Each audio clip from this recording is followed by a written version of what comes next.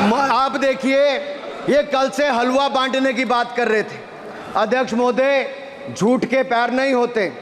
ये झूठ अक्सर कांग्रेसियों के कंधे पर सवार होकर सैर करते हैं, जैसे मदारी के कंधे। सर इसको देख लीजिए। माननीय सभापति जी, झूठ सब के बजाय आप असत्य कहें। झूठ असंसदीय है, उसको हम कार्रवाई का हिस्सा नहीं मानेंगे। असत्य कहें। माननीय सभापति जी, I have already given ruling mister Venugopal ji, I have given ruling please. माननीय सभापति, असत्य के पैर नहीं होते, असत्य के पैर नहीं होते, और ये असत्य अक्सर कांग्रेसियों के कंधे पर सवार होकर सैर करता है। जैसे मदारी के कंधे पर बंदर होता है, वैसे ही राहुल जी के कंधे पर झूठ का बंडल होता है। जैसे मदारी के कंधे पर बंदर होता है, वैसे ही राहुल जी के कंधे पर झूठ का बंडल होता है, जिसे वो रोज यहाँ परोसते हैं। ये बजट पर, सदन पर।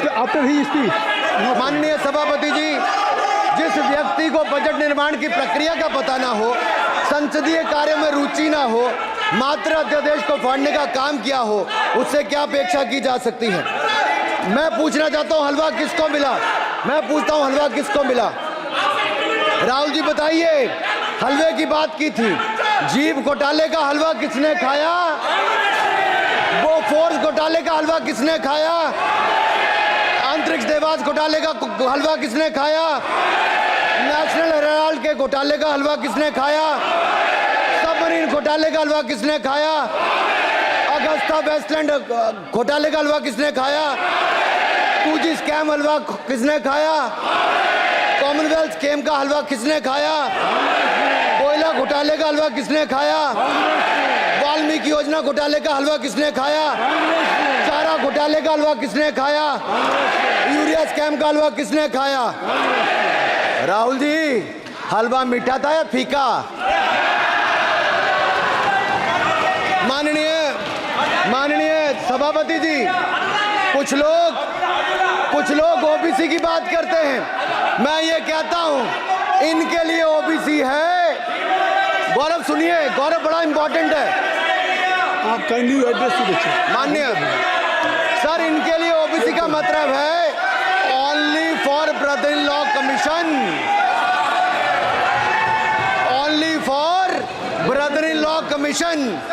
और only for brother in law commission के लिए काम करने वाली पार्टी अदर बैकवर्ड कास्ट की बात करती है, तो आर्नी को भी पंखे के साथ लटकर आत्महत्या कर लेनी चाहिए। मतलब जिस पार्टी ने अपने पार्टी के अध्यक्ष, जो एक पिछड़े वंचित समाज से आते थे, उनको धोती से खींचकर पार्टी से बाहर निकाल दिया हो, उसके शहजादे हमें ज्ञान बांट रहे। अरे साहब, इनको पहले तो एलओपी का मतलब समझना पड़ेगा। ये लीडर ऑफ प्रोपेगेंडा नहीं, लीडर ऑफ ऑपोजिशन है। इसका मतलब लीडर ऑफ ऑपोजिशन है। सर, ये लीडर काइंडली लिसन मी। माननीय अध्यक्ष जी, माननीय अध्यक्ष जी, जवाब आपका दे रहा हूं। माननीय सभापति जी, माननीय मंत्री जी, सुनिए। माननीय गौरव जी, आप या माननीय सदस्य जो कह रहे हैं, मैं समझता हूं कि माननीय राहुल जी एलओपी, उन्होंने भी बात कही सरकार पे या सरकार के मंत्रियों के लिए नाम लिया, तो उसका जवाब अगर वो दे रहे हैं, अनपार्लियामेंट्री वर्ड जो होगा उसको मैं स्पंज करता हूँ। मैं अनपार्लियामेंट्री मैं उन्होंने झूठ कहा था, मैंने उसको स्पंज कर दिया। झूठ कहा था उन्होंने, मैंने स्पंज कर दिया। अनुराग ठाकुर जी। सर, माननीय अध्यक्ष जी, माननीय सभापति जी, आप देखिए, मैं इतना ही कहना चाहता हूं कि अब झूठ परोसना बंद कर दें, क्योंकि एलओपी का मतलब लीडर ऑफ प्रोपेगेंडा नहीं, लीडर ऑफ ऑपोजिशन होता है। अब संसदीय है। ठीक है, असत्य, निराधार। जी सर, जी, उसके ठीक है, निराधार है। सर, ओबीसी की बात, जनगणना की बात बहुत की जाती है। माननीय सभापति जी, जिसकी जात का पता नहीं, वो गणना की बात करता है।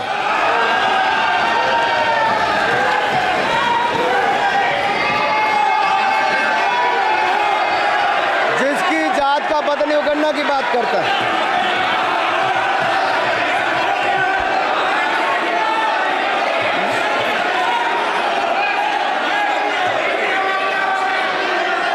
माननीय सभापति जी,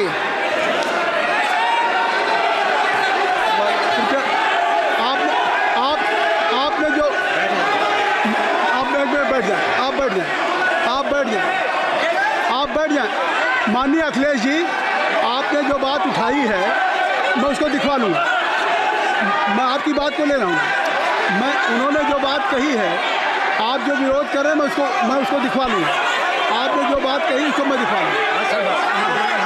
अनुराग जी, माननीय सभापति जी, कृपया आप लोग बैठ जाएं, आप बैठ जाएं, अच्छा आप बैठ जाएं, आप बैठ जाएं, आप बैठ माफी, आप बैठ जाएं, ठीक है। गौरव जी,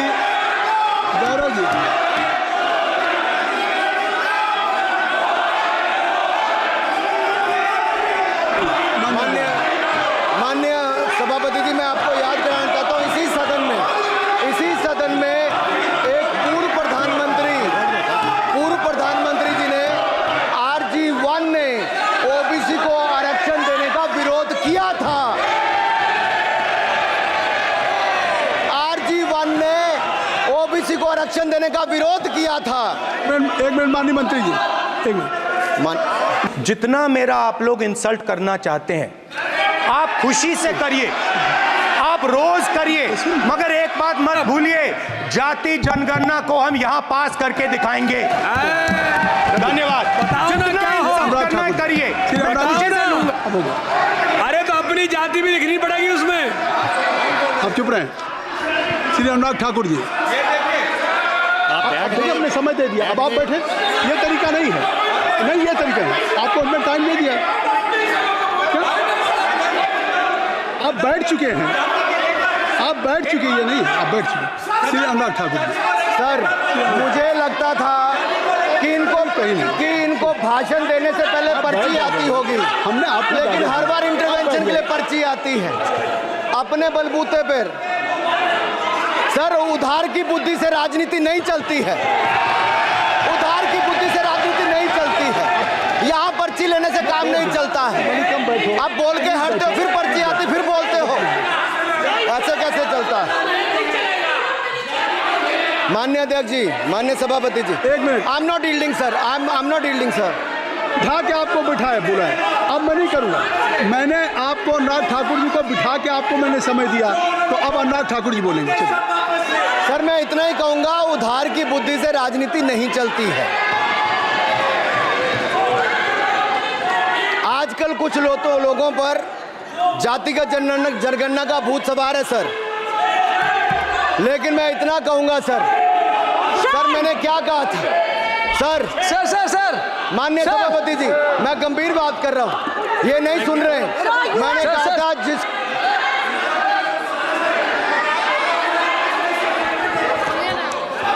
ठाकुर टैगोर प्लीज।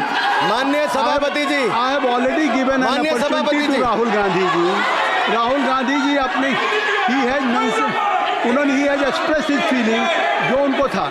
नहीं, आप दल से बाहर आ जाए, कृपया आप दल से आ जाएं, फिर मैं उनको फिर समय दे दूंगा, जी सर, मैंने कहा था कि जिसको जात का पता नहीं वो गन्ना की बात करता है। मैंने नाम किसी का नहीं लिया था सर, नाम तो किसी का नहीं लिया था, नाम किसी का नहीं लिया था, लेकिन जवाब देने कौन खड़े हो गए? सर, मैं कहना चाहता हूं माननीय सभापति जी, अगर आप देखेंगे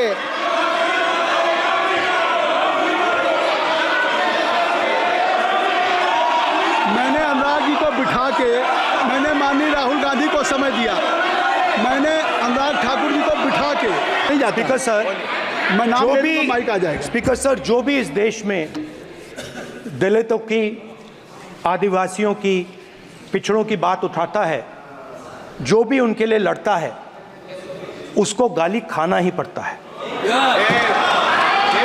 और मैं ये सब गालियां खुशी से खाऊंगा, क्योंकि महाभारत की बात हुई तो महाभारत में अर्जुन को सिर्फ मच्छी की आंख दिख रही थी, उसी प्रकार मुझे सिर्फ मच्छी की आंख दिख रही है। जाति जनगणना हम करा के दिखाएंगे। खत्म। आपको जितनी गाली देनी है आप दीजिए, हम खुशी से लेंगे। धन्यवाद। गौरव, धन्यवाद। श्री अनुराग ठाकुर जी, गौरव जी, नहीं गौरव जी, आप देखिए, गौरव जी आप तो हमें समय दीजिए। खत्म हो जाएगा सर। श्री राहुल गांधी, खत्म हो जाएगा सर। श्री राहुल गांधी प्लीज। राहुल गांधी जी, ये तय कर ली मुझे जब आप चाह रहे हैं मैं आपको बोलने का अवसर दे रहा हूं। हाँ सर। तो कम से कम गौरव जी आपके बोलने के बाद ऐसी परिस्थिति न क्रिएट करें कि स्पीकर सर, सदन को चलाने की जिम्मेदारी जितनी सत्ता पक्ष की है उतनी प्रतिपक्ष भी है। अनुराग ठाकुर जी ने मुझे मुझ पर गाली दी है। नहीं, कोई नहीं। मुझे सर बोलने दीजिए सर। मुझे उनको बोले सर अनुराग ठाकुर जी ने मुझे इंसल्ट किया है, मगर मैं अनुराग ठाकुर जी से कोई माफ़ी नहीं चाहता हूं। मुझे कोई माफ़ी की ज़रूरत नहीं है। मैं लड़ाई लड़ रहा हूं। जितनी आपको गाली देनी है मैं आपसे कभी माफ़ी नहीं मांगूंगा। मुझे आपकी माफ़ी नहीं चाहिए। राहुल गांधी जी, मैं चेयर पे हूँ और चेयर का काम है कि अगर कहीं भी कोई असंसदीय या किसी को गाली दी गई तो मैं उसको देखूंगा, मैं उसको कार्रवाई निकालूंगा, उसको निकलवाऊंगा। ठीक है, आप नहीं कर रहे हैं, लेकिन अगर दी है तो मैं उसको कार्रवाई का हिस्सा दिखवा के उसको स्पंज करूंगा। आपने कर दिया। सुन रहा हूँ मैं श्री अनुराग ठाकुर जी, माननीय सभापति जी, श्री अखिलेश यादव जी बैठ जाए। श्री अखिलेश महोदय, सभापति महोदय, मैं केवल इतना, सभापति महोदय, स्वागत दादा, ये क्या तरीका? सभापति महोदय, मेरा आपसे केवल इतना निवेदन है। माननीय मंत्री रहे हैं, बड़े दल के नेता हैं, मंत्री रहे हैं, बड़ी बात कर रहे थे। मैं महाभारत, शकुनी, ये सब बातें कह रहे थे, दुर्योधन तक यहाँ ले आई है। मैं केवल सभापति महोदय इनसे ये पूछना चाहता हूँ, आपने जाति कैसे पूछ ली है बताइए बस। आप जाति कैसे पूछ सकते हैं? आप बताएं, जाति कैसे पूछ सकते हैं? आप पूछ के दिखाओ जाति। तुम आप जाति कैसे पूछोगे? तुम कैसे पूछोगे जाति? आप बैठ नहीं, जाति नहीं पूछ सकते आप। आपने कह दिया ना। अब आप हमारी जाति नहीं पूछ सकते। आप हमारी व्यवस्था सुन लें, आप मेरी व्यवस्था सुन लें। कोई सदन में किसी की जाति नहीं पूछेगा। अनुराग ठाकुर जी, मैंने उसको स्पष्ट कर दिया। नहीं, श्री अनुराग ठाकुर जी, माननीय सभापति जी, बात आई। माननीय सभापति जी, उस समय के प्रधानमंत्री स्वर्गीय RG वान जी ने यही कहा था कि ओबीसी के आरक्षण का विरोध करता हूं। ये तो सदन में है। RG वान ने कहा था कि मैं ओबीसी को आरक्षण का विरोध करता हूं। अब ये तय करें कि वो सही थे या ये सही हैं, और आपकी पार्टी गलत थी कि आप गलत हैं, और वो पिछड़ा विरोधी थे कि आप पिछड़े के पक्ष में हो। और उस समय की पूर्व प्रधानमंत्री IG ने कहा था कि जात पर ना पात पर। अभी मैंने तो कहा नहीं सर, उस समय कहा गया था।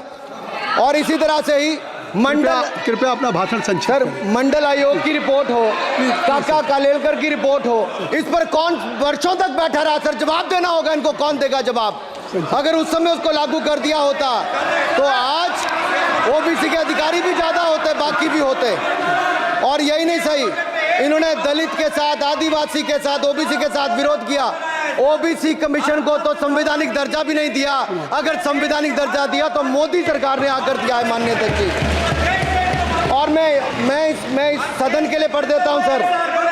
नेहरू जी ने 1961 में आरक्षण के विरुद्ध में लिखा था, I quote, I react strongly against anything which leads to inefficiency and second rate standards. I want my country to be a first class country in everything. The moment we encourage the second rate we are lost. I unquote. ये किसने कहा? देश के पहले प्रधानमंत्री ने कहा। आप उससे सहमत हो कि नहीं सहमत हो बताइए? माफी मांगोगे उसके लिए कि नहीं मांगोगे? कृपया चेयर को आप एड्रेस करें। आप चेयर को एड्रेस करें अनुराग जी। सर आप चेयर को सर address मैं इतना ही कहूंगा और समाप्त करें। लहजे में बदजुबानी, चेहरे पर नकाब लिए फिरते हैं वो जिनके खुद के बही खाते बिगड़े हैं, वो हमारे हिसाब लिए करते हैं। बहुत बहुत धन्यवाद। नहीं सर, मेरे एक मिनट सर मैं एक बात क्लियर कर दूं सर, मैंने किसी का नाम लेकर नहीं कहा, लेकिन कोई अपने आप क्यों खड़ा हुआ, मैंने किसी का नाम नहीं लिया था। आप रिकॉर्ड चेक कीजिए सर, आप रिकॉर्ड चेक कीजिए। और सर ये सारी बातें अगर आप देखेंगे, सबका साथ सबका, मैं रिकॉर्ड दिखवा लूंगा। आप दिखाइए सर, सबका साथ सबका विकास हमने किया सर। अगर अल्पसंख्यक के रूप में अगर किसी को राष्ट्रपति बनाया गया तो कलाम साहब को अटल बिहारी वाजपेयी जी की सरकार में बनाया गया। रामनाथ कोविंद जी को एससी समाज से आते थे, राष्ट्रपति बनाया गया तो मोदी जी की पहली सरकार में बनाया गया। एक महिला ट्राइबल को अपनी क्षमता के आधार पर अगर देश का राष्ट्रपति बनाया गया तो द्रौपदी मुर्मू को हमारी सरकार को। अगर ओबीसी प्रधानमंत्री है तो आज माननीय प्रधानमंत्री मोदी जी, आज सबसे ज्यादा मंत्री एससी एसटी ओबीसी है तो हमारी सरकार में। सर मैं इतना ही कहूंगा, समाप्त करें सर मैं 2 मिनट में खत्म। Sir 2 minute sir, MSP sir, ये एमएसपी की बात कर रहे थे सर। एमएसपी कौन लाया? एमएसपी सर 61 के युग में, उस समय के पहले प्रधानमंत्री जी ने लाए, लेकिन इन्होंने उसको गारंटी क्यों नहीं दिया भाई? 61 के बाद 66 में आप लाए, आप इतने सालों तक क्या करते रहे? क्यों नहीं आपने प्रावधान उसका किया?